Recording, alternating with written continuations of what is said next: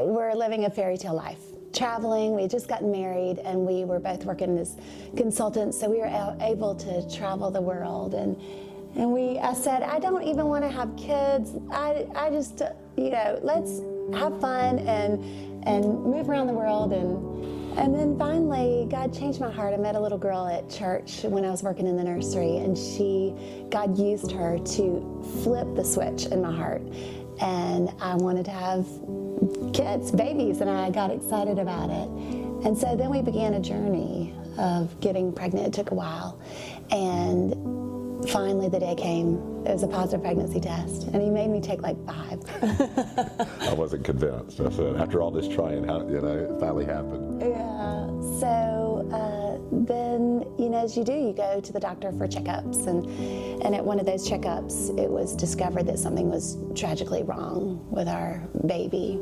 All types of tests, all types of sonograms and everything, and basically it got to the point where they looked at us and said, your child's not going to survive. And so for weeks and weeks, we would go back and forth to Charleston with waiting for the baby to be pronounced deceased so that I could deliver her. And the day finally came. But during this time, there's a verse in the Bible that says, I'll give you treasures in darkness, riches stored in secret places, so that you will know that I am the Lord your God, the God of Israel. And we had entered the secret place. We were in the darkest of the darkest. But there we found the Lord, and he covered us with such a goodness and a love and a comforting set of arms that it was miraculous. It was the peace that passes all understanding. I will never be able to express in words, and I have tried, how good the Lord was to us and how he truly carried us. I would never choose this for myself, for Brian, for our children, for you. I would never choose suffering like this. However, during the suffering, God slathered us with his love and then cocooned us in this little deep and dark and sad place. And he met us, and it has caused our 24, almost 25 years of marriage to be some of the most precious years because of the suffering that we endured as these newlyweds, as these young kids. So many of you know, but some of you may not know, that after that baby was born and we met her and we buried her, we had a ceremony for her, we went on to have not 1, not 2, not 3, not 4, but 5 daughters. And the Lord bestowed his goodness upon us in such a mighty way.